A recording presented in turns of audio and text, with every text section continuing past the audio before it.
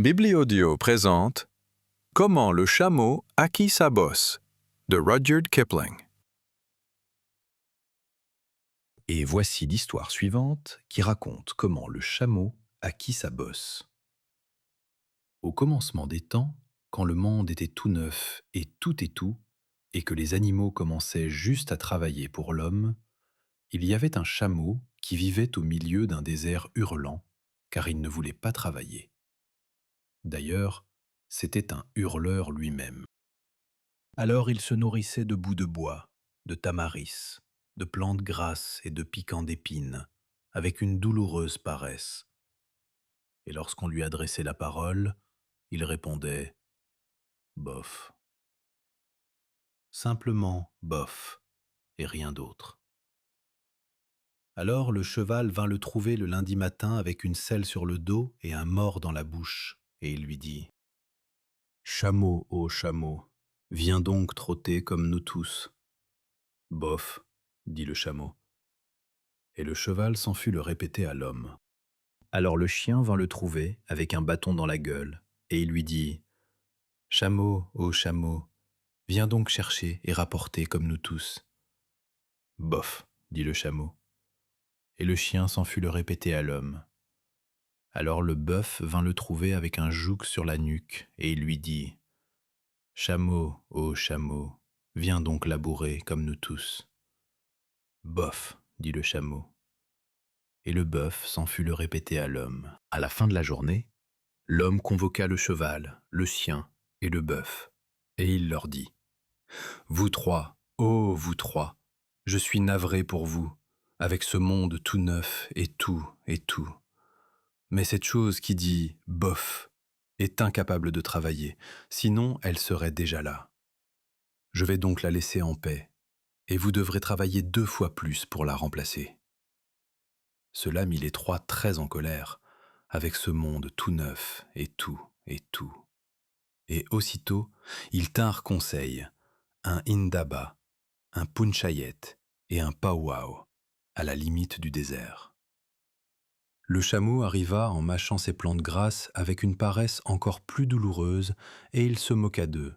Puis il dit « bof » et repartit. C'est alors qu'arriva le djinn responsable de tous les déserts, enroulé dans un nuage de poussière. Les djinns voyagent toujours de cette manière, car c'est magique.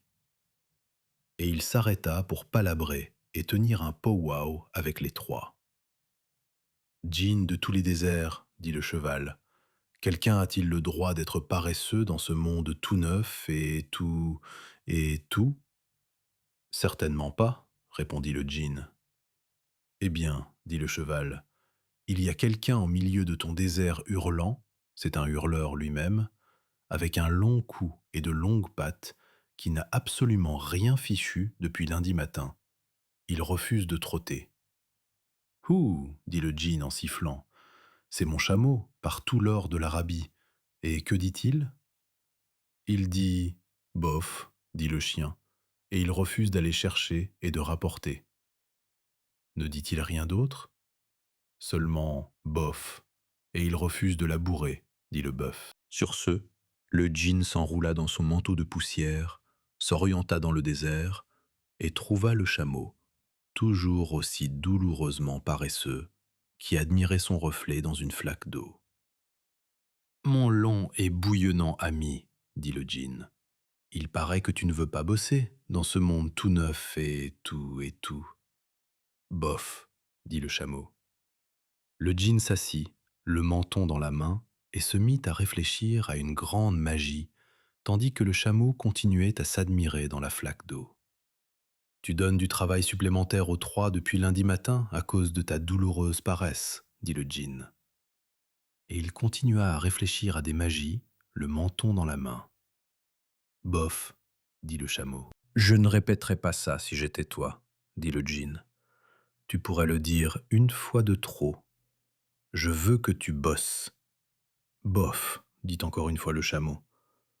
Mais à peine eut-il prononcé ce mot, qu'il vit son dos, dont il était si fier, s'enfler, jusqu'à devenir une grosse bosse ballottante. Tu as vu ça ? Dit le djinn. voilà ce que tu t'es mis sur le dos en refusant de bosser. Nous sommes aujourd'hui jeudi, et tu n'as rien fait depuis que le travail a commencé lundi. Maintenant, tu vas bosser. Comment le pourrais-je, dit le chameau, avec cette chose sur le dos?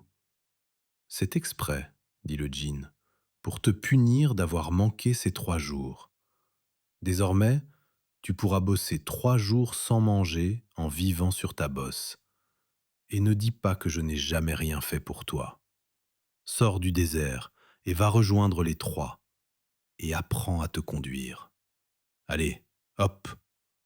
Et hop, le chameau s'en fut rejoindre les trois, et depuis ce jour, le chameau bosse. Nous disons maintenant qu'il travaille pour ne pas le vexer. Mais il n'a jamais rattrapé les 3 jours de travail qu'il avait manqués au commencement du monde, et il n'a jamais appris à se conduire. L'aide est la bosse du chameau, que l'on veut voir au zoo. Mais plus laide encore est la cosse de celui qui point ne bosse. Gosse et adulte aussi, hihi, l'ennui nous saisit, hihi, si nous n'avons rien à faire. Comme le chameau sa bosse, traînant notre cosse, nous en avons plein le dos. Au saut du lit, sourcils froncés, l'air maussade et renfrogné, nous prenons, bougons, ronchons, marmonnant et grognonnant, notre bain, nos bottes et nos jouets. Nous voudrions un petit coin, je sais que tu en as un abri pour le jour où nous en avons plein le dos. Or, ce mal point ne guérit en restant assis, à lire en paix au coin du feu, mais en prenant pelle et houe pour creuser un trou et suer un peu. Alors, par enchantement, grâce au soleil et au vent, tu verras filer ta cosse, cette horrible cosse dont nous avons plein le dos. Car il m'arrive aussi, hihi, d'être saisi d'ennui, hihi, lorsque je n'ai rien à faire. Nous traînons tous notre cosse, comme le chameau sa bosse. Gosse et adulte aussi, hihi,